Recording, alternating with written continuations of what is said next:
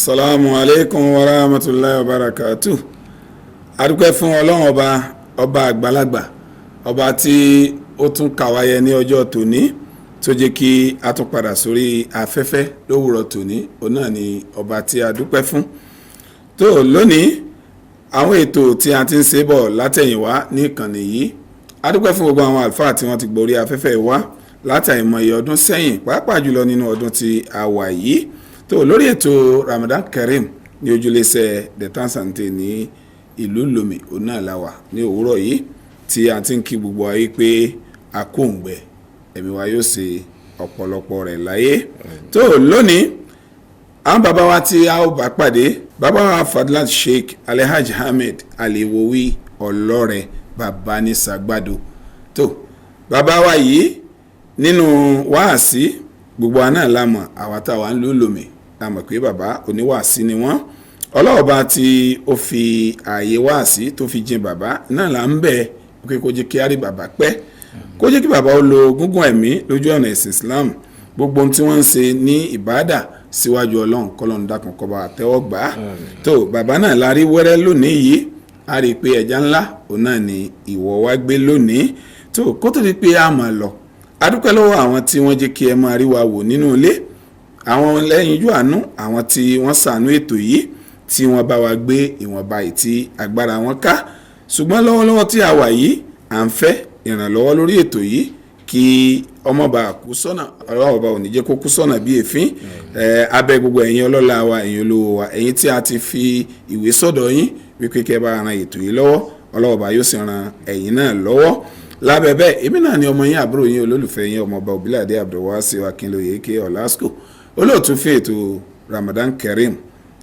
ní orí ẹ̀rọ tẹlifíṣàn náà ni à ń kí yín lówùrọ̀ tòní wípé ire ni ojú ọjọ́ wa ó máa rí. Akí bàbá káàbọ̀ sórí ètò. Salamu alaikum wa rahmatullahi wa barakatuh. Wa alaikum salam wa rahmatullahi ta'ala wa barakatuh. Tó ntí bàbá bá wa sọ̀rọ̀ lé lórí òun náà lẹ ti gbọ́ yẹn. Ntí wọ́n bá wa sọ̀rọ̀ lé lórí lónìí ó náà ni pé oríire wo ni ń bẹ fún obìnrin tó ń gbọ́rọ̀ sí ọkọ rẹ̀ lẹ́nu, àti pé obìnrin tí ń ṣàpọ́nlé ọkọ rẹ̀ irú oríire wo ni ó padà bá pàdé ní ìhà ayé ń bí àti lọ́jọ́ gbèdé àlìkíámà. Iná ni bàbá fẹ́ bá wa sọ̀rọ̀ lé lórí kí gbogbo tẹ́tí lè kó kí ẹ máa bá wa kálọ. Bismillah. Innal hamdalillahi nahmaduhu subhanahu wa ta'ala wa nashkuruhu ala ni'amihi wa nusalli wa nusallim ala sayyidina Muhammadin sallallahu alayhi wa sallam taslima kathira. ونشهد أن لا إله إلا الله وحده لا شريك له ونشهد أن سيدنا محمدا عبده ورسوله. láì ní dòna pẹnu láì sì ní gba lásìkò tó rí pé àsìkò tó wà ń lẹ́nu òtún tẹ́lẹ̀. A fi ilé ìkí Ọlọ́run ọba tí ó wà pẹ̀lú wa lásìgbà tí àwẹ̀ ti bẹ̀rẹ̀ dásìkò yìí. Ọlọ́run èyí tó kù náà Ọlọ́run dákun jẹ́ kí ayọ̀ rẹ̀ lájọ́ àti àlàáfíà. Kọ́lọ́n ó sì gbà ní iṣẹ́ lọ́wọ́ wa, kó kà wá kún àwọn ẹni ire, kó fi wá sáfù àwọn ẹni ire. Bákan náà atọrọ ìkẹ́ àti gẹ̀fà náà Muhammad sallallahu alaihi wasallam àti gbogbo àwọn tí wọ́n jẹ́ sahaba. Ọlọ́run dákun mọ́ṣẹ́ ìbá yọ́nú sí gbogbo wọn, àwọn ará ilé ànábì sallallahu alaihi wasallam mọ́ṣẹ́ ìbá yọ́nú sí gbogbo wọn. Ó fi dórí àwọn tí wọ́n gba iṣẹ́ títí tí ó fi dijọ́ ìgbìdà alkiyama. Ọlọ́run dákun mọ́ṣẹ́ ìbá ṣàánú gbogbo wọn. A kí gbogbo àwọn àfáà tí wọ́n ti ń gba orí ètò ìkọjá láti ọdún yìí tí ó sì sun wọn tí ọ̀rẹ́ wọn ọlọ́mọdé ó sun wọn láíláí. Gbogbo àwọn tí wọ́n ń gbé owó kalẹ̀ láti fi ṣe Ọlọ́run, Ọlọ́run dákun mọ́jọ ó sun wọn mọ́jọ ọ̀rẹ́ wọn. Olóòtú ètò Ọlọ́run dákun ṣẹ̀bà mójútó yín. Àwọn ìyá wa tí wọ́n gbé eléyìí tí à ń ṣe lọ́wọ́ yà mí, Ọlọ́run dákun ṣẹ̀bà mójútó wọn. Wọlá dáadáa wọn tí wọ́n ṣe ní kọ̀kọ̀ àti gbangba. La hawla wala quwwata illa billah. Ẹ̀rí ọ̀rọ̀ òní pọ̀ nípa pé àti soríire obìnrin ó wà lórí máa pọ́n ọkọ rẹ̀ lé àti máa gbọ́rọ̀ sọ́kọ lẹ́nu àti máa tẹ̀lé àṣẹ ọkọ. Ọlọ́run sì ṣàdéhùn dáadáa fún àwọn obìnrin tí ń ṣe bẹ́ẹ̀. Bó ti ẹ̀já sí pé obìnrin kó tó dípé Islam dé orí ọwọ́ kan ni wọ́n wà, léyìí tọ́já sí pé láyé ìgbà náà fil jahiliya, láyé ìgbà náà tí kì í sí páwọn èèyàn ọ̀dá nǹkan mọ̀, but ìwà tí wọ́n ń wù ìwà tí ọ̀dá nǹkan mọ̀ ni láyé ìgbà náà. Ìwà tí wọ́n ń wù ìwà tí ọmọ Ọlọ́run tí ọ̀dọ́ Ọlọ́run mọ̀ tí ọmẹ̀sìn tí ọmọ kankan ni wọ́n ń wù. irú ẹ̀ náà ló fà tó pé ìwà tí wọ́n wù pẹ̀lú àwọn obìnrin nígbà tí ò tí ì sí Islam ó jẹ́ ìwà tó burú jáì. Gbogbo ohun tí ń jẹ́ ìwọ̀ àti ọlá tí Islam gbé kọ́ obìnrin lọ́rùn àbí tó gbé fún obìnrin wọ́n fa aṣọ gàgà rẹ̀ ya kí Islam tó dé. Nínú ẹ̀ rí pé obìnrin wọn yìí fojú nǹkan kan wò ó láyé àtijọ́ kí Islam tó dé kó tó gba ilẹ̀ ju pé ojú àbùkù, ojú yẹpẹrẹ, ojú pé kí leléyìí, ojú pé obìnrin kọ́ là ń wá ọkùnrin là ń wá ni wọ́n máa fi wo obìnrin gbà náà. Kódà tóbìnrin bá ní lọ́wọ́ tó dá ní dúkìá lọ́wọ́ wọn ò ní jẹ́ ọ́ dá dúkìá nílò, wọn ò ní jẹ́ kí ó lágbára láti kọ̀ntrol dúkìá yẹn fọ́ rẹ̀ bí ó sì pa àwọn kan ní ọba kọ̀ntrol rẹ̀. Kódà láyé àwọn kan láyé táwọn wí ní pàápàá jùlọ lọ́dọ̀ àwọn Lárúbáwá á rí pé ibi táwọn hate kí wọ́n bí obìnrin dé torí pé wọ́n gbà pé táwọn bá bí obìnrin yóò ná wọn lówó yóò ná wọn ní wàhálà yóò kó fìtínà bá wọn pàápàá jùlọ kò ní wúlò fáwọn lọ́dọ̀ tí wọ́n lọ́hùn. wọ́n tún wá wò pé táwọn bá fẹ́ sìn lọ́lé ọkọ náà wàhálà yóò kó wọn sí ìnáwó so wọn ò fẹ́ tí ń jí obìnrin débi pé tẹ́lẹ̀ mi bá rí i pé wọ́n bí obìnrin fún ọba kí ni ó ṣe yóò lọ gbẹ́lẹ̀ yóò sì rí mọ́lẹ̀ láàyè bí wọ́n ti ṣe nùgbà náà. Islam ló wá dé ló wá kó ẹwà àti ọlá ló kó bá obìnrin. Ìgbà tí Islam wá dé tó kó ọlá tó kó ẹwà tó kó orí bóbìnrin kí ló yẹ kóbìnrin gan ṣe ó yẹ kó ń gbó dúró kó sì gba oríire náà kó sì ṣiṣẹ́ lórí ẹ̀. Àmọ́ èyí tá a rí lónìí pàápàá jùlọ àti ajẹ́ torí pé inú obìnrin ló bí wa bá ti jókòó yìí. Bẹ́ẹ̀ni. Obìnrin nìyá wa, obìnrin yóò jẹ́ àǹtí wa, obìnrin yóò jẹ́ àbúrò wa, obìnrin yóò jẹ́ ọmọ wa tá a bá bí obìnrin ó sì jẹ́ ìyàwó tá a gbé sọ́ọ̀dẹ̀ tí ọmọ bá wa tọ́ àwọn ọmọ wa. So a gbọ́dọ̀ wá ṣàlàyé fún wa torí pé kò ní dáa ká dálìkíámọ̀ kí wọ́n ní ọkọ àtìyàwó tí wọ́n jọ lọ ayé nígbà wọ́n dálìkíámọ̀ wájú Ọlọ́run wọ́n wá rí pé Ọlọ́run ní ìwọ ọkọ gbà báyìí ìwọ aya ìwọ náà gbà báyìí kò yẹ kó rí bẹ́ẹ̀. Eléyìí ó jẹ́ ká pe àwọn ọmọ ìyá wa lóbìnrin, àwọn ìyàwó wa lóbìnrin, àwọn ìyá wa lóbìnrin, àwọn ẹ̀gbọ́n wa lóbìnrin, àwọn àbúrò wa lóbìnrin tó jásí pé àwọn náà ti ń bẹ láàyè wọn. Báwo ni wọ́n ti fẹ́ ṣe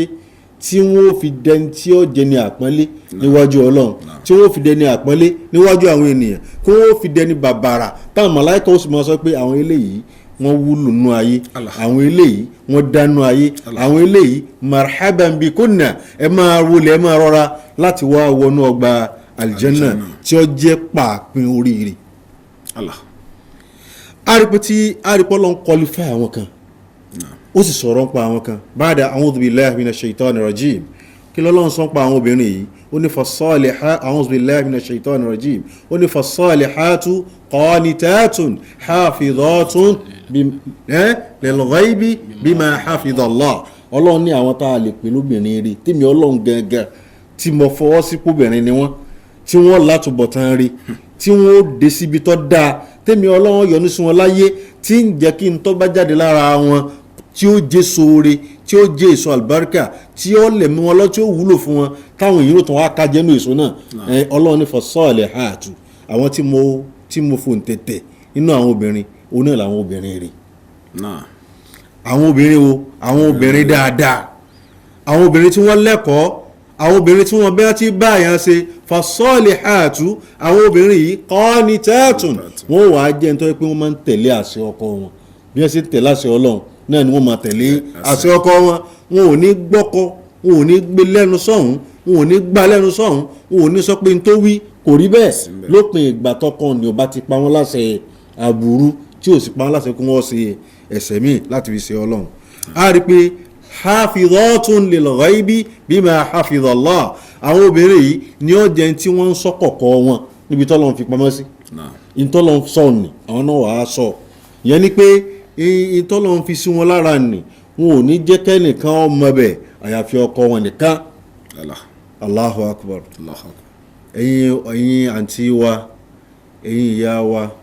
ẹ̀yin àbúrò wa, ẹ̀yin ẹ̀gbọ́n wa lóbìnrin ẹgbọ́rọ̀ Ọlọ́run ayàtà kàí ó wà nínú Suratu Nisa. Ibẹ̀ láti bá pàdé tọ́lọ́run ti bá sọ̀rọ̀ bẹ́ẹ̀. Ǹjẹ́ àwa náà tá a fẹ́ soríire tá a fẹ́ ní ipò pàtàkì níwájú Ọlọ́run tá a fẹ́ débi ire ǹjẹ́ là ń hùwà dáadáa pẹ̀lú Ọlọ́run tó dá wa? Ǹjẹ́ là ń hùwà dáadáa pẹ̀lú ọkọ wa tó fẹ́ wá sílé? ǹjẹ́ la tẹríba fáṣẹ ọlọ́run ǹjẹ́ la ń tẹ̀lé àṣẹ ọkọ wa àyà Kùránì ni kọ́ ànábì ó tó wá ṣàlàyé fún wa ànábì sallallahu alaihi wasallam ó fẹ́ jẹ́ kó yé wa ní ọ̀rọ̀ rẹ̀ wípé láti jẹ́ kẹ́ ẹ mọ obìnrin olóríire obìnrin tí ó sì sóríire kalẹ̀ òun fẹ́ fún yín ní àwọn kankan tẹ́ ẹ fi dá wọn mọ̀ iná ni ó fẹ́ jẹ́ pé gbogbo ẹ̀yin tẹ́ ń wò wá ń lé lóbìnrin níyà wa lọ́mọdé lágbàlagbà kẹ́ ẹ máa mójútó àwọn kan tá a fẹ́ ṣàlàyé yìí ànábì sallallahu alaihi wasallam ó sọ fún kan náà sàhábà ó ní mo fẹ́ júwe àwọn obìnrin ire tí wọ́n jẹ́ olóríire tí wọ́n jẹ́ ní ire tí wọ́n ò nípò pàtàkì wájú ọlọ́run láyé àtàlùkíyàmà ànábì ní àkọ́kọ́ nú àwọn tó fi ń dáa jù nú àwọn obìnrin man idha nazarta ilayha sarratik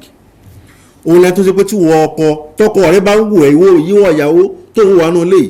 tọkọ ẹ bá ti ń wù ẹ́ tínú ẹ̀ ń dùn wípé mo báríkà ìbí náà lọ́lọ́run ṣe léyìí fún nípa ọ̀rọ̀ ẹ̀sìn ọ̀dá nínú ẹ̀sìn ọ̀dá níwà ọ̀dá gbogbo ẹ̀ tọkọ ẹ wá ń dunnú sí ọ tínú ẹ̀ ń dùn bí ṣe ń wù ọ tínú ẹ̀ ń dùn níbi rírì rẹ̀ mọ̀ pé wọn náà ti ń bẹ nínú àwọn tí ó ṣoríire láyé àtàlùkíyàmà. Allahu Akbar. inú àwọn kẹta Ànábì sallallahu alaihi wasallam wa idha amartaha ata'atik òun náà ni gbogbo obìnrin tí ó jẹ́ olóríire tí ó sì jẹ́ ní ire níwájú ọlọ́run tí ó bá nǹkan dáadáa níwájú ọlọ́run òun nígbà tọ́kọ bá ń pa láṣẹ tí ó sì máa tẹ̀ láṣẹ ọkọ. Allahu Akbar. Allahu Akbar. ẹ dákun ẹjẹ́ abira léèrè obìnrin mélòó ní ń tẹ̀ láṣẹ ọkọ ìmúra yìí obìnrin mélòó ló wù wá ipò òun fẹ́ débi ire ó fẹ́ bá rẹ̀ láàyè ire wájú ọlọ́run mọ́ báyìí níbi tóbìnrin ó ti máa sọ pé tọ́kọ bá sọ ẹyọ kan sọ méjì òun sọ méjì kí ni mẹ́fà òun sọ mẹ́wàá. Allahu Akbar. ibi tí wọ́n bá dé lásìkò tá a wáyé nìyẹn ní 21st century 21st century lásìkò tá a wáyé bọ́kọ̀ bá ṣe kí ni o tó bá sọ ẹyọ kan mẹ́wàá ni wọ́n fi dá padà lẹ́yìn tí wọ́n bá sọ mẹ́wàá ń lọ́rùn wọ́n tún wá fi òṣè àtẹ̀ébú àtẹ̀pè wọ́n tún fi stamp ẹ̀ pé ó yẹ kó tó gba changes. Allahu Akbar. ní pé Ànábì sallallahu alaihi wasallam tó bá dá sí pé in tó ń sọ yìí tẹ́ bá mú dáadáa pé ẹni tó fi ń dé èèyàn rí tó fi ń dáa jù nínú àwọn obìnrin òun làwọn tó ń kàkalẹ̀ ẹlẹ́ẹ̀kẹta ń bẹ̀ wa idha ghibta anha hafidhatika fi nafsiha wa malik òun náà ní pé irú obìnrin bẹ́ẹ̀ tó jẹ́ obìnrin tó sì fẹ́ sórí ire kalẹ̀ tó fẹ́ kí nǹkan tí ó jáde lára àwọn ọlọ́mọ kó sórí ire kalẹ̀ òun náà ní pé tọkọ ò bá sí ń bẹ̀ ọkọ rìnrìn ìṣẹ́jú díẹ̀ ni o ó rìnrìn wákàtí kan ni kò sí nílé ni o ó ti wá travel ni. Allahu Akbar. irú obìnrin bẹ́ẹ̀ hafidhatika fi nafsiha àkọ́kọ́ ni pé yóò sọ ìwọ rẹ lára ara rẹ̀ gan. Allahu Akbar. àwọn kan ń bẹ táwọn ẹlòmíì ọ̀kà kún owó ìpìtọ̀ òun òkú súnmọ́ mi nígbà tí ìsọkọ mi ń bẹ̀ wọn ṣe pé òun ṣe sìná òun ò sì gbẹ́ ṣùgbọ́n kọ̀ọ̀kọ́ yí pé kí ọkùnrin mi ọ̀ wá láti ta kọ́ wá jókòó sórí bẹ́ẹ̀dì ọkọ ẹ̀ àbí kọ́ wá máa wo àbí kó tilé kan wá kó máa wo fíìmù ní inú ilé ọkọ rẹ̀ kò bá ṣẹ̀ríà mu kò bá ṣẹ̀ríà mu eléyìí ó kún nǹkan tí ìyẹn fi lè kó tóbìnrin fi lè kó ní àwùjọ olóríire àwùjọ àwọn tí ó ṣoríire. ẹlẹ́ẹ̀kejì ni pé dúkìá tọ́kọ ní kò gbọ́dọ̀ lólòkulò dúkìá tọ́kọ ní kò gbọ́dọ̀ ló ní ìlòkulò ni ó fi wà ní àwùjọ olóríire. ẹ jẹ́ ká wò ó ẹni tọ́kọ bóyá kọ́ọ̀pù mélòó kan náà ló nínú ilé tó ní kẹwàá máa manage bóyá bọ́ọ̀kan náà mélòó kan ló nínú ilé tó ní kẹwàá máa manage irú ẹni bẹ́ẹ̀ ò gbọ́dọ̀ sọ pé tọ́ nígbà tí ó kú ní pé méjì ọ̀yá ìwọ ẹlò bó ti wù yín ìwọ ẹlò bó ti wù yín ẹlò bó ti wù yín tóbìnrin bá ti lè máa ṣe bẹ́ẹ̀ tí ó ti gbà yí pé kọ́kọ́ yín ó tó rí nǹkan yẹn ṣàjọ Allahu Akbar kó tó rí ṣàjọ iṣẹ́ ló ṣe wàhálà ló ṣe àánú Ọlọ́run ní bẹ pẹ̀lú ẹ̀ tó bá lòlòkulò tó bá faka ó ṣeéṣe kọjá sí pé àti rí nǹkan yẹn padà sáàyè yóò díṣẹ́ yóò kó bá wọn gan yóò sì kó bá ọkọ. So Ànábì sallallahu alaihi wasallam ọkọ wa lẹ́kọ̀ọ́ pé obìnrin tó fẹ́ jẹ́ obìnrin olóríire kò gbọdọ̀ sínú àwọn tí wọ́n máa ṣe bẹ́ẹ̀. bákan náà wọ́n níjọ́ kan arábìnrin kan ó wá bá Ànábì sallallahu alaihi wasallam ìkànnì àwọn sàhábà lọ́gbàá wa tẹ́ ń pè ní Abdullahi ibn Abbas lọ́gbàá àdìsí wa ó lárábìnrin wa bá Ànábì sallallahu alaihi wasallam ó ní rí òjíṣẹ́ Ọlọ́run ó ní ya Rasulullah ìwọ òjíṣẹ́ Ọlọ́run ani wafidatun nisa'i ilayk ìmí làwọn obìnrin gbé dìde kí wọ́n á bọ̀ láti bí ọ́ ní ìbéèrè. Ànábì ní kí ló fẹ́ sọ ó ní hadhal jihad ká jagun sójú ọ̀nà Ọlọ́run yìí tó já sí pé katabahu Allahu ala rijal Ọlọ́run sì ìjagun sójú ọ̀nà Ọlọ́run ó ṣe lọ́ranyàn lórí àwọn ọkùnrin. Fa in yusibu ujru tí wọ́n bá jagun tí wọ́n ṣẹ́gun Ọlọ́run sì kí ni o Ọlọ́run ó san wọ́n lẹ́san lórí ẹ̀. Wọ́n in kutilu tó bá já sí pé tọ̀ ọwọ́ bà wọ́n lọ́hùn wọ́n wá pamọ́ sí ojú ogun kanu ahya'an inda rabbihim yurzaqun wọ́n mọ bẹ̀lẹ̀ tí wọ́n mọ sẹ̀mí tí wọ́n mọ gbádùn lọ́dọ̀ Ọlọ́run ọba wọn nípa pé dáadáa ni wọ́n lọ bá ńlẹ̀ níwájú Ọlọ́run ọba wọn. Àwọn obìnrin sì ní kí ló dé àwa la bí wọn àwa la dẹ̀sẹ̀ sáwọn aládá ẹ̀jẹ̀ sáwọn ọkùnrin lórí ara wa ni wọ́n gbà wá sáyè kí ló wá dé túrò ilé ìwòtọ́ sáwọn. Ànábì sallallahu alaihi wasallam ó sọ fún pé jẹ́ ń sọ fún ọ ọ̀rọ̀ tí mo fẹ́ sọ fún yìí bá ń sọ fún gbogbo obìnrin tó fẹ́ ṣoríire bá ń sọ fún gbogbo obìnrin tó fẹ́ kí n tí ó tara àwọn jáde kó jẹ́ ọmọ àlùbáríkà bá ń sọ fún gbogbo wọn wípé anna ta'ata zawj pé kí èèyàn tẹ̀ láṣẹ ọkọ ọmọ sínú àwọn tí wọ́n máa dalẹ̀ rú tí wọ́n máa fọ̀rọ̀ lálà sí ọkọ wọn àbí tí wọ́n máa fi àwọn kẹ́kẹ́ dun ọkọ wọn tó sì jẹ́ ẹ̀tọ́ ọkọ wọn. Allahu akbar bíi kíni kọ́kọ́ pe obìnrin ní ìsìnkútọ̀ àsìkò oorun tó tá a sùn olóòtú ìpínlẹ̀ ní ìṣẹ̀lẹ̀ púpọ̀ báyìí ní ìsìn ọ̀pọ̀lọpọ̀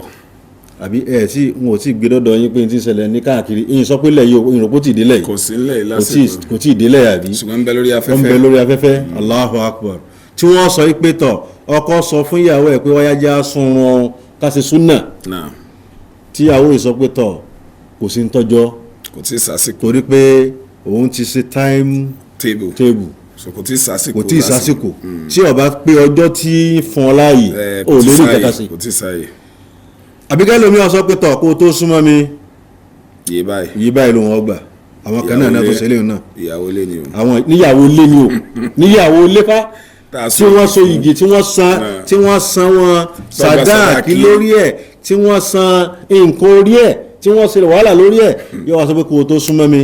òun gbọ́dọ̀ gbà yí báyìí àbọ̀sàdé nǹkan báyìí àbọ̀sàdé kó ṣe nǹkan báyìí fún mi àbí àdéhùn tó ṣe ń jó ní ọtí síkà èyí tó ṣe ń jọ sí ìlàjì lọ́sàn ò tí sàn yókù subhanallah tó o bá sì san kò lè súnmọ́ mi subhanallah ilé náà pọ̀ káàkiri ayé báyìí tí ń ṣẹlẹ̀ ẹ dákun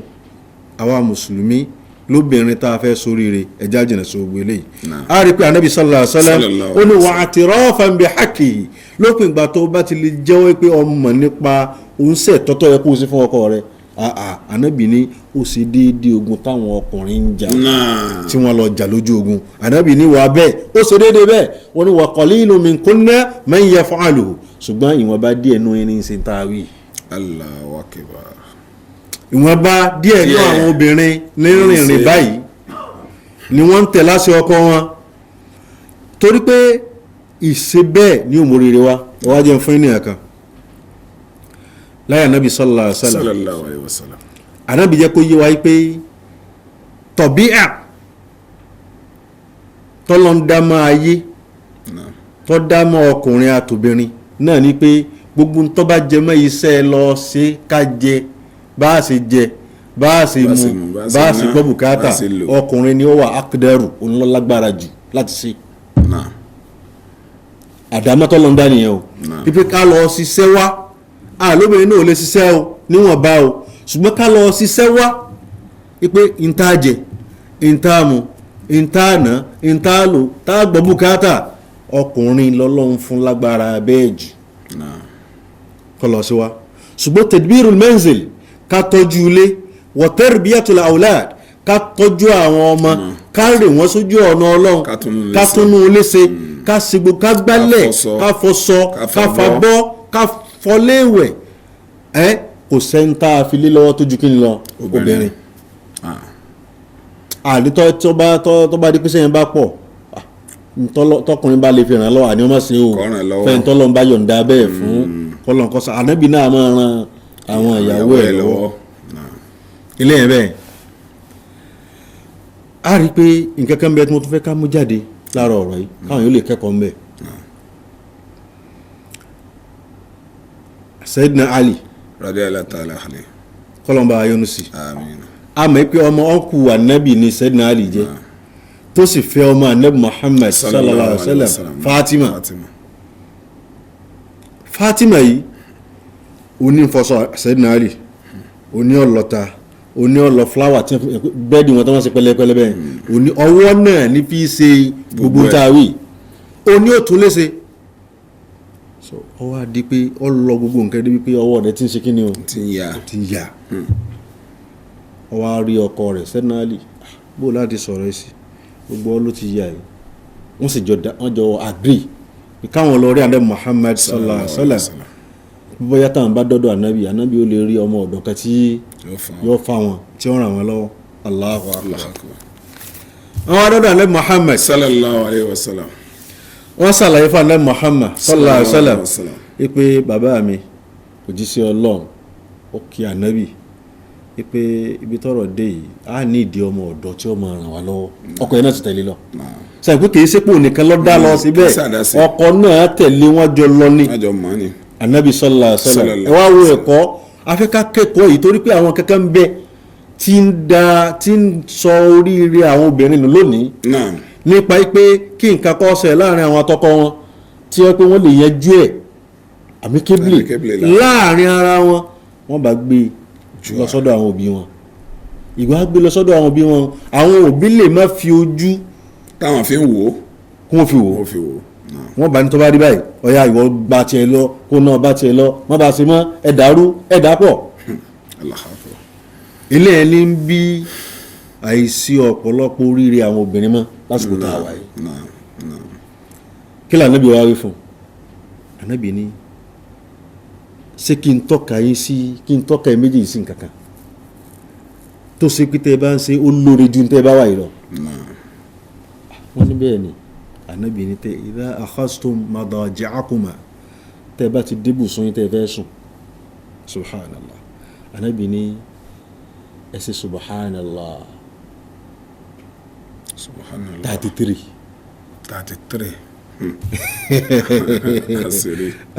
ànábì ní wahmadallaha 33 kí ẹ tún wá sí alhamdulillah 33 wa kabbira allaha 34 kí ẹ tún wá sí allahu akbar 34 ó pè lò ó pè sàn ànábì ní tẹ́ bá ti lè ṣe léyìí ó lóore fún yín ju ọmọ ọ̀dọ́ tẹ́ ń wá káàkiri lọ. Allahu akbar tó rà níbi mẹ́ pé níbi ká lọ́mọ ọ̀dọ̀ orí mẹ́mẹ́ o ṣùgbọ́n aburú tí ń bẹ́ńbẹ́ tó pọ̀ àkọ́kọ́ náà ládá tí ń rí bí máa bá ọkọ rẹ̀ fọṣọ tọmọ ọ̀dọ̀ bá fọ́ kò ní rí ládá yẹn lọ orí tá a fẹ́ kóbìnrin ó sì òní kò ní í sí ń bẹ̀ mọ́ abọ́ tí ń fọ̀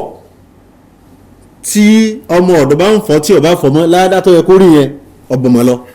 àdìsórí rẹ̀ di wàhálà bẹ́ẹ̀ náà làwọn nǹkan míì náà tó já sí pé obìnrin máa ń ṣe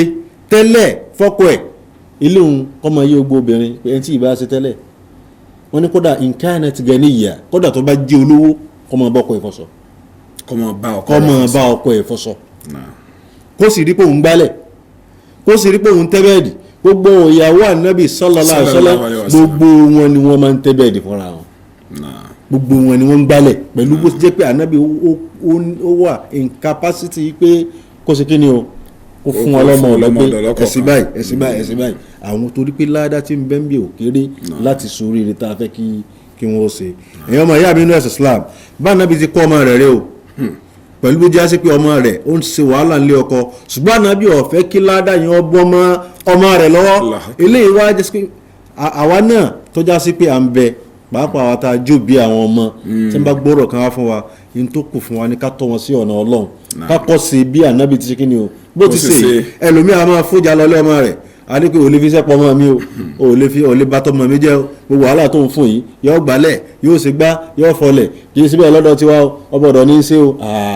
ẹ mọ̀ dàrú ẹ̀ wò mọ́ ìrùpẹ̀rù ilé ń bẹ́ ńlẹ̀ yìí náà kò sí ńlẹ̀ yìí torí jọ́ mo ti dílẹ̀ yìí tí ì gbọ́ ọkàn wà ní ọ̀nà Nàìjíríà àti láwọn ibi tó jìn torí náà nǹkan kọ́ lọ́wọ́ sànú gbogbo wa ẹ̀yin ọmọ ìyá wa ní ẹ̀sìn Islam lára ní Muhammad sallallahu alaihi wasallam. fáwọn obìnrin tá a fẹ́ ṣoríire. àwọn obìnrin yìí ẹ jẹ́ kí n sọ fún yín méjì ni wọ́n pín sí láwọn ìyá wa tá a wí méjì ni wọ́n pín sí. àfọ̀jọ̀gbọ́n kan lọ sọ bẹ́ẹ̀ pé inna nisaa rayahinun khuliqna lana wa kulluna yashtahi shamma rayahini. ó ní àwọn obìnrin tẹ́ rí yẹn wọ́n dàbí perfume tọ́lọ́ ń dá fún wa tùràrí tá a fi sára tọ́lọ́ ń dá fún wa wa kulluna nashtahi shamma rayahin. gbogbo wa náà láti máa jẹ̀rán pé ká ṣe kí ni o ká fi tùràrí yẹn sára. ìwọ ìyá wa ìwọ àǹtí wa ìwọ àbúrò wa tó jóbìnrin tó wà lẹ́ẹ̀dẹ̀ ọkọ rẹ̀ ṣé pẹ̀fún lọ jẹ́ fọ́kọ ẹ ní àbí nǹkan mi. wọ́n náà máa bí ẹ léèrè ṣé wàá rí lòwú pẹ̀lú ọkọ rẹ̀ sọ gbọ́rọ̀ sọkọ lẹ́nu ṣé tó bá ní ọmọ jáde sọ jáde sọ ń dágbére fún kó tó jáde ṣé tó bá pè ẹ́ pé onú yá sọ dá lóhùn ṣé tó bá sọ pé ha sọ pé bẹ́ẹ̀ náà ni àbọ̀ ń takò àbọ̀ ń ṣépè fún ṣé wọ́n ń ṣàdúrà fọ́kọ rẹ̀ ni àbẹ́pè ló fi ń jí ọkọ láàárọ̀ lọ bí ra rèé ọwọ́ ní inna nisaa shayatinun khuliqna lana. àwọn obìnrin mi ń bẹ ṣayàtì ni wọ́n èyí tí wọ́n fi wọ́n wé ní èṣù subhanallah látara àdánwò bọ́kọ bá jáde lásán tí bá ń bọ̀ wálé báyìí yóò máa ṣe gbígbà tó pẹ́ fẹ́ lọ bá ṣètánì ni yóò sì máa ṣe a'udhu billahi minash shaitani rajim subhanallah tí ó yẹ kó rí bẹ́ẹ̀ kọ́lọ́n kó ṣàánú gbogbo wa kọ́lọ́n kó kún wa àsìkò ọgbà wa láti ṣàlàyé fún àjùbẹ́ lọ ṣùgbọ́n ìta àgbẹ̀ yìí náà kọ́lọ́n jẹ́ wúlò fẹ́ni kọ̀ọ̀kan wala hayyu wala qayyum la hawla wala quwwata illa billahi. tó adúpẹ́ ní ọwọ́ ọlọ́run ọba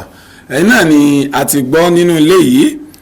adúpẹ́ ní ọwọ́ baba Fadilat Sheikh Alhaji Ahmed Aliwowi ọlọ́rẹ̀ baba ní Sagbado omi ìmọ̀ tí baba mu náà ní ọkàn tíntín sí wà láhàn yìí gbogbo wa tí a wá gbà ẹ jẹ́ kí a mú lò pàápàá jùlọ àwa obìnrin nínú ilé ọ̀dọ́wọ́ wa pẹ̀lú ohun tí a gbọ́ yìí ẹ jẹ́ kí a kọ́ sí ọmọ anabi Muhammad sallallahu alayhi wa sallam nínú ìtàn kékeré tí a gbọ́ yìí a rí i pé tí ń jẹ́ oríire náà ni pé kí obìnrin ó ṣe ọ̀pọ̀lọpọ̀ sùúrù ní ẹ̀dẹ̀ ọkọ tó. bàbá torí àsìkò wa a ní ìbéèrè méjì péré tí a fẹ́ béèrè àkọ́kọ́ ìbéèrè ni pé lórí obìnrin là ń sọ pé kí wọ́n ṣe sùúrù yìí ǹjẹ́ dábàárọ̀kùnrin tó jẹ́ pé ẹ̀tọ́ tó yẹ kó ṣe fóbìnrin kò ṣe ó lówó lọ́wọ́ kì í sí pé ò ní ṣùgbọ́n fi owó yìí fi ń dun obìnrin kò fi owó tọ́jú ìyàwó rẹ̀ tí obìnrin yìí tí ó bá gbọ́rọ̀ sí lẹ́nu tóbìnrin yẹn bá ya pamọ́ lọ́wọ́ ṣé ẹbí obìnrin ni àbẹ́bí ọkùnrin tí kò fi owó tọ́jú ìyàwó ẹ̀. alhamdulillah adúpẹ́ lọ́dọ̀ Ọlọ́run a sì kí olóòtú a rí i pé irú ọkùnrin bẹ́ẹ̀ bá àbátẹ̀ tí ìsọ̀pọ̀lọpọ̀ ọ̀rọ̀ ó ti kó bá rẹ̀ torí pé gbogbo ọkùnrin tí bá ń gbìyànjú ntọ́lọ́wọ́ wí ni pé yunfik dhu sa'atin min sa'ati ẹni a bá tẹ́rì kílẹ̀ fún kọ́nà bá a ti tẹ́lẹ̀ náà ni kò sí ná fún yàrá kò sí ná fún mi wa man qudira alayhi rizquhu ẹni a bá wá gán tiẹ̀ fún àfún pọ̀ díẹ̀ la fún falyunfik mimma ataahu Allah ntọ́lọ́wọ́ fún náà díẹ̀ náà kọ́ máa nánú ẹ̀ sẹ́yìn nínú sọ kókó bára rẹ̀ ni pé ojoojúmọ́ tílẹ̀ bá ti mú bẹ́ẹ̀ màláíkà méjì máa ń sọ̀kalẹ̀ àkọ́kọ́ nú wọn àdúrà ni máa ń ṣe ìkejì èpè ni òun àkọ́kọ́ sọ pé Allahumma aati munfiqan khalafa ìwọ Ọlọ́run ẹni tí ń fi ń tá a fún lówó tọ́lọ́run ṣe fún lówó lárìsìkí tí fi ń tọ́jú ìyàwó rẹ̀ tí ń gbọ́ bùkátà jíjẹ àti mímu àti tí ó wọ̀ àti ibi tí ó gbé àtọ̀sọ́ tó fẹ́ ṣe níwọ̀n bá gbára rẹ̀ ìwọ Ọlọ́run máa bá a fi ọ̀pọ̀lọpọ̀ rọ́pò fún. Allahu akbar. màláìkà kejì òun wọ́n mọ̀ sí pé Allahumma aati mumsikan talafa ẹni tó ní lọ́wọ́ tí ń ha mọ́wọ́ àbáwọn kan rán dandan táwọn máa ń fowó sínú okùn ṣòkòtò àbí inú bàtà ìdẹ̀rìn àbí gbogbo àwọn kan wú tí ò wúlò àwọn tí wọ́n máa ń jẹjẹkújẹ ń gbòòrò tí wọ́n wàá fi bí pàyàwó wọn nínú ilé yọ wà ní ìwò germany kíni sanfran àbí desan ó sì ti lọ jẹjẹkújẹ bíi mìíràn mi sẹ́sàn nígboro àwọn kan tẹ́ ń bẹ tí wọ́n máa ń jẹ ní ṣe bọ́gà ní àti kíntàn ní sàwámà ǹjẹ́ ń jẹ́ kiri nìsín àwọn bàbá ṣàwámà ìyá ṣàwámà ìyá ń bọ̀gà ebi sì ń pa ìyàwó ẹ̀ nínú ilé subhanallah ìwọ sì jẹ́ ń tọ́ da ọlọ́run bí gbogbo wa o níta kan kárò ní pé kóbìnrin náà kó ṣe sùúrù ṣùgbọ́n aríláyà náà Muhammad sallallahu alaihi wasallam àkọ́ ẹnì kankan ní wàá bẹ́ẹ̀ o ṣùgbọ́n obìnrin kan ó ní ọkọ̀ wọn máa ń sa ahun sóhun ó sì mọ̀ pé lówó lọ tó bá fi aṣọ kọ́ báyìí ó mọ̀ pé owó ń bẹ nínú aṣọ ẹ̀ wọ anabi ṣé mo lè mú mẹ́ẹ̀ anabi sallallahu alaihi wasallam anabi tó pé ọba ya ahun débẹ̀ ntọ́ ọ̀ra jẹ ntí ó tó wọ àtọmọ rẹ jẹ kó mú mẹ́ tọ́ba tó bẹ́ẹ̀ ńgbà náà kó kọjọ́ wa bá kọlọ́kọ́jọ́ wa náà Muhammad sallallahu alaihi wasallam abẹ́ ogbó wa pé a sì rọ̀ wá bákan náà pé ká mójútó àwọn ìyàwó wa ọ̀dà gẹ́gẹ́ bí ọ̀gá iléeṣẹ́ tó fẹ́ kí ọmọ ṣe ó sì kí ni o kó gbọ́dọ̀ sọ̀rọ̀ kó ṣe dáadáa kó mójútó sẹ́ òun náà gbọ́dọ̀ máa ṣe ẹ̀tọ́ yóò máa ṣẹ̀tọ́ fún lásìkò bóyá on 29 láwọn yóò máa sanwó ni o kódà ó lè máa san ní 25 ó lè máa san 27 tàbí kó rí pé 29 gẹ́gẹ́ àbí 30 òun sanwó tínú ọmọ sẹ́yìn náà ṣe kí ni o tí ó máa dùn tí ó lè múra sí iṣẹ́ bẹ́ẹ̀ náà ni ìyàwó even tẹ́yìn bá tọ́jú ìyàwó dáadáa ní tí ó jáde lára rẹ̀ yóò dùn rí yóò dùn wò ṣùgbọ́n ìyàwó tá a tọ́jú tó bá yọ báyìí yóò kẹ̀bí mọ́ náà jáńjálá owó tó wà á ná fún ìyàwó kó fi tọ́jú ẹ̀ wọ́n padà mọ́ ná lórí ọmọ subhanallah bọ́lá ń ṣe tó ìtò rẹ̀ kalẹ̀ ni. tó bàbá àsìkò náà kò bá ní sọ̀rọ̀ ẹ́ ṣùgbọ́n béèrè kakù tí mo fẹ́ béèrè ǹjẹ́ anábì sọ yìí pé àlìjánná obìnrin gìgísẹ̀ ọkùnrin ló wà ìrìn àjò yìí ṣé wọ́n sì ní jí oyé wa yìí pé tí obìnrin bá síwọ́ ọsẹ́ tọkùnrin sì ṣẹ́kù láyé wọn à ní tí ì tú ẹrù rẹ̀ wò ó dìgbà tí ẹni tó lẹ́rù bá dé irú àwọn obìnrin wo ni irú nǹkan yẹn lè tọ́ sí. obìnrin tírú bá ń lè akọ́nẹ́jẹ́ fún ẹni aljanna bẹ́ẹ̀ aljanna káwọn obìnrin ó lè bá gbàgbọ́ yìí àyà kan bẹ́ẹ̀ tí wọ́n fẹ́ kàtẹ́lẹ̀ kọ́ sáàyè ni nígbà táwọn obìnrin ànábì di pàǹpá pé àwọn fẹ́ nǹkan báyìí lọ́dọ̀ ànábì tó jẹ́ mọ́ yòdò ayé ànábì wa ń banújẹ́ pé n tẹ̀ ń béèrè lọ́wọ́ mi yìí mi ò ní kò sí lọ́wọ́ mi ànábì ọlọ́run padà wá sọ àyà kalẹ̀ pé rẹ̀ ànábì sọ fáwọn ìyàwó ẹ̀ in kuntunna turidna al-hayata ad-dunya wa zinataha tó yẹ pé ayé àtọ̀sọ ayé lè bá ń fẹ́ fata'alay sọ fún pé tọ̀ kí wọ́n wá nínú díẹ̀ tó nílọ́hùn sọ pé ó fún wọn ọwọ́ á tú wọn lẹ̀ kí wọ́n bá tú wọn lọ. sàmì pé ìtumọ̀ pọ̀ lábẹ́ rẹ̀ tó bá sí pé obìnrin bá ń fọ́ọ̀sì ọkùnrin títí ọkùnrin lè ságbára ṣùgbọ́n tọ̀ yóò wá kẹ́ẹ̀bẹ̀ ó di kẹ́ẹ̀bẹ̀ nù ẹ bá filẹ̀ sáàyè ṣùgbọ́n tó wáyé pé in kuntunna turidna Allaha wa rasulahu tó wáyé pé ọlọ́run àtòjíṣẹ́ rẹ̀ lẹ́bàá ń fẹ́ fa inna Allaha a'adda lil muhsinati ajran azima tó wáyé pé ọlọ́run àtànábì lẹ́bàá ń fẹ́ a jẹ́ pé ọlọ́run ti pèsè ẹ̀san ńlá ní tó dáa kalẹ̀ fáwọn tí wọ́n ṣe dáadáa ní àwọn obìnrin tá a fẹ́ fàyọ ní pé obìnrin tí ó rí tí wọ́n dá ọkùnrin dóde àkọ́kọ́ jẹ́ ẹni tó ní igi lórí. yóò jẹ́ ẹni tó ní igi lórí. eléyìí ń pe àwọn obìnrin sákìsì pé wọ́n lọ ní igi. ẹni tí ó bá ní igi. kọ́ má lọ máa bá pé ìyá ń dágbé. lọ́dà bẹ́ẹ̀ bí ọba sọ́kùn yẹn láyé mọ́ kéèyàn lọ lọ́kọ. kọlọ fẹ́ ọkùnrin míì kó ní igi lórí. ń tọ́ dáa jù nù kọ́ dáa kéèyàn ọmọ sí kí ni o kọ́ máa dágbé. ẹlẹ́ẹ̀kejì wọn ọfẹ́ o ọkọ o ó ṣe dáadáa o kò ṣe dáadáa o kọ́ lọ́mọ ìpẹ́tọ̀ ọkọ iṣẹ́ tó ń bá ṣe ntọ́lọ́run wí di pé man amila salihan min dhakarin aw untha ẹni tó bá ṣe dáadáa nínú ọkùnrin nínú obìnrin ẹnìkan ò ní rẹ̀ sẹ́ni kan káwọ́ gbélé dání à ń wí ilé yẹn a sì ń tẹ̀ mọ́ wọn létí kó lè bá àyẹ̀wò pé èèyàn múra sí iṣẹ́ dáadáa wala taziru waziratun wizra ukhra ọkọ ò ní irú ẹrù ẹ̀ṣẹ̀ ìyàwó sì ní irú ẹrù ẹ̀ṣẹ̀ ọkọ ṣùgbọ́n obìnrin lè dáràn látara ọkọ bọ́kùnrin náà ṣe dáhùn láti ara ìyàwó ẹ̀ fọlọ́n kọ́kọ́ gbọ́ àmọ́ sí ní pé ẹrù tá a bá ń dì ìjọkùnrin wa ìjóbìnrin wa káàdì dáadáa kálíbà bọ́lọ̀ dáadáa. tó àdúpẹ́ bó ti ẹ̀ wúlẹ̀ kọjá yìí pé a ní nǹkan kan tá a tún fẹ́ béèrè ṣùgbọ́n àsìkò náà ò tó nígbà tí a bá wọnú agbami ọ̀rọ̀ míì tí a bá tún padà ní àǹfààní láti rí bàbá wa lórí ètò a máa béèrè tí ó tún ṣẹ́kù àkókò náà ti rí kọjá tó adúgbò ní ọwọ́ bàbá Fadila Sheikh Alhaji Ahmed Aliwowi ọlọ́rẹ̀ bàbá ní Sagbado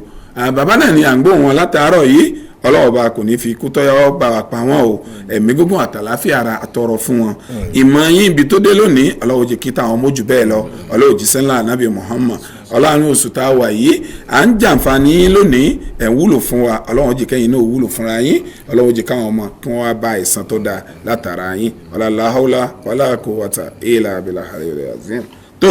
akí gbogbo wa nínú ilé kò ní jù báyìí náà lọ lórí ètò lónìí gẹ́gẹ́ bí n ti àsọ tá a fi bẹ̀rẹ̀ ètò òní wípé à ń bẹ gbogbo wa wípé kí a dá sí ètò yìí ẹ rí i pé àkókò tí ó yẹ ká jàǹfààní bàbá wa náà ni iléeṣẹ́ ń dá wa dúró pé àkókò wa ti tó ó sì yẹ ká gbádùn agbami ọ̀rọ̀ míì tí ibi tí wọ́n fẹ́ wọ̀ gangan à lè wọ̀ torí àkókò náà ò tó 30 ìṣẹ́jú péré ni àwa àrò gbogbo àwa tí à ń bẹ nínú ilé ẹ̀yin tó lọ ń ṣẹ́gi ọ̀la fún kò sáǹfààní kankan nínú ọdún yìí nínú oṣù tá a wà yìí fún wáàsí ìta gbangba gbogbo ibi tá a ti lè pàdé wáàsí náà ní orí tẹlifíṣàn àtòrí rédíò ẹ ná owó yín sí ojú ọ̀nà yìí ọlọ́ọ̀bá yóò sì ṣe àdípìlẹ̀ oore fún yín tó ojú iléeṣẹ́ wa à ń retí oore látọ̀dọ̀ yín ẹ ná sí ojú iléeṣẹ́ yìí ọlọ́ọ̀bá yóò sì bá a san yín ní ẹ̀san olóore bàbá afẹ́kẹ́ bá a ṣàdúrà fún àwọn tí wọ́n ná kéèké àti ní ńlá sójú ọ̀nà yìí lọ́dún yìí kí ọlọ́run bá wa ṣe àlékún oore fún wọn àwọn tí à ń sì ń retí náà kọ́lọ́run bá a darí ọkàn wọn sí orí ètò yìí. adúpẹ́ lọ́dọ̀ ọlọ́run. alhamdulilayi. gbogbo àwọn tí wọ́n bẹ̀rẹ̀ ẹsẹ̀ yìí. náà. bàbá tó rájọ wa Lukman. náà. ó fi kárí gbogbo wọn torí àsìkò tí ẹ sọ ohun tí ì bá síbẹ̀ ní àbádàkọ̀ gbogbo wọn. náà. ọlọ́run dákun ṣe bá kí àwọn tó ti lọ. àmín. àwọn tó wá gbé ètò yìí ẹni ó gbé nílálẹ̀ ẹni ó gbé kékeré lẹ̀ ọlọ́run ọmọ wọn ju àwa lọ ọlọ́mọ ṣe bá san lẹ́sùn lórí. àmín. mọ́ wàá dáwọ́ dáadáa má dàdúró fún yín. àmín. ẹ má bá a ṣe dáadáa fún yín ẹ má bá a gbé yín sókè. àmín. dákun jẹ́ kí iṣẹ́ olóore báyìí ó tún máa pọ̀ nù gbèsè. àmín. àmín. lọ́run dákun wàá gbà níṣẹ́ fún yín. àmín. wàá ṣàánú yín. àmín. bí tẹ́ ẹ̀rù pẹ́ ti máa bóore pàdé jẹ́ máa bá pàdé. Allahumma bí tẹ́ wàá fọkàn sí ọlọ́mọba àṣebẹ̀. àmín. ẹ̀mí gùn àláfíà ara kò fi jíǹ kí yín àtàwọn náà ọlọ́run síbẹ̀ fún wa. àmín. la hawla wala quwwata illa billahi.